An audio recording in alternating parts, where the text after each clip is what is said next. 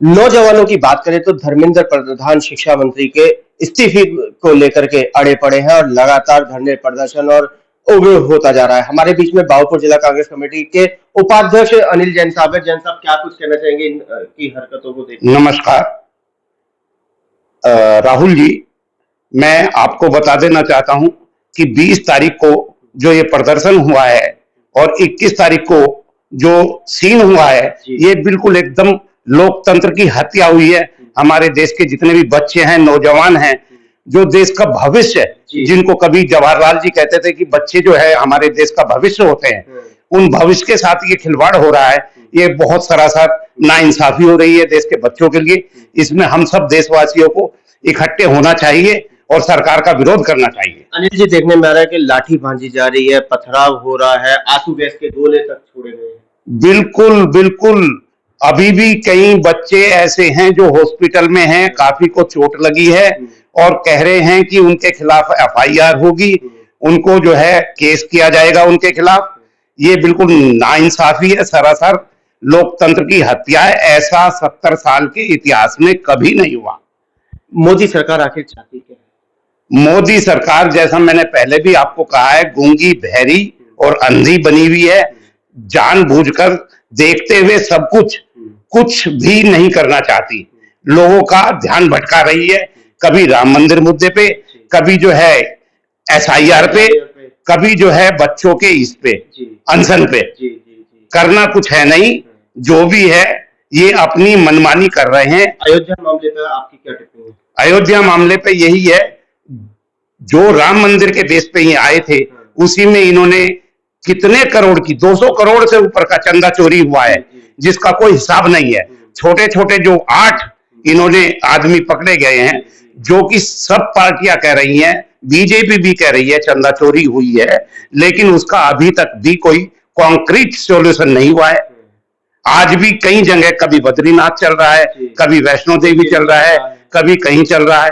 तो ये क्या हो रहा है? छोटों को फंसा दिया, बड़ों को बचा लिया, ऐसा ही हो रहा है। सारे के सारे 8 जो हैं, वे बेचारे 15-15 हजार की तनख्वाह वाले आदमी, उन्होंने कितना चोरी कर लिया। ये जो बड़े बड़े चोर बैठे हैं, उनको तो अभी कहीं भी कुछ उनके खिलाफ कोई कार्रवाई नहीं हुई। उन्होंने अपने इस्तीफे तक नहीं दिए। 1-2 आदमियों ने इस्तीफे दे दिए, बाकी किसी ने इस्तीफा नहीं दिया। आपको क्या लगता है चंपत राय जी कितना क्या नाम है गुनहगार है? देखो, अगर कोई भी सरकार है या कोई भी सामाजिक आदमी सर्वोच्च पद पर बैठा है और वहां पे ऐसा होता है, तो निश्चित रूप से उसकी निगाह में होता है। कोई भी चोरी होती है, चाहे वो 1 रुपए की चोरी क्यों ना हो। चंपत राय जी पूर्ण रूप से दोषी हैं।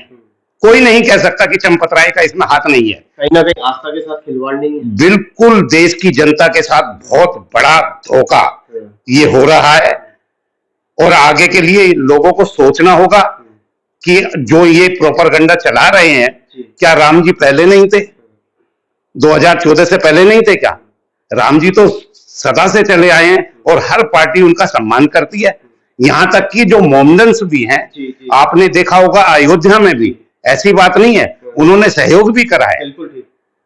तो इन्होंने तो एक पेटेंट करा दिया अपने आप को कि भाई राम जी हमारे हो गए। वही वापसी धर्मेंद्र प्रधान पे आते हैं, तो क्या आप लोग इस्तीफा चाहते हैं कि दे देना चाहिए? देखिए, धर्मेंद्र प्रधान जी को तो पहले दिन ही इस्तीफा दे देना चाहिए था।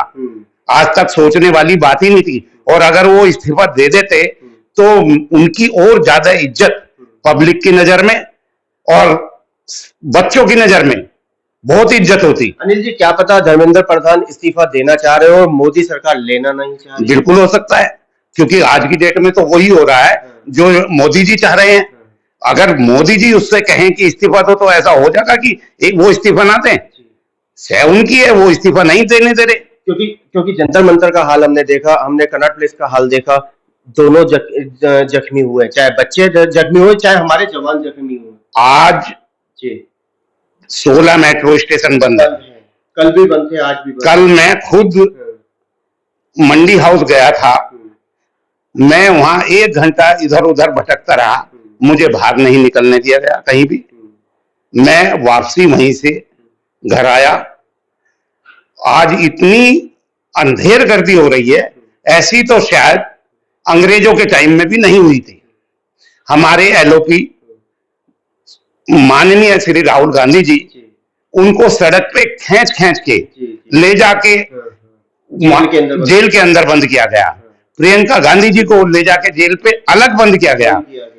सोनिया गांधी जी उनसे मिलने के लिए गई, वहां उनको गेट तक नहीं खोले, मिलने नहीं दिया गया। जिनके परिवार में 3-3 प्रधानमंत्री हुए हों, उनकी पुत्र वधू अगर ऐसे घूमेगी, ये देश के लिए क्या है? अंतरराष्ट्रीय स्तर पे लोग बात क्या देख रहे होंगे? हिंदुस्तान में ये हाल है। देखेंगे तो तब जब इंटरनेट चलेगा। इंटरनेट तो इन्होंने बंद कर ही रखा है।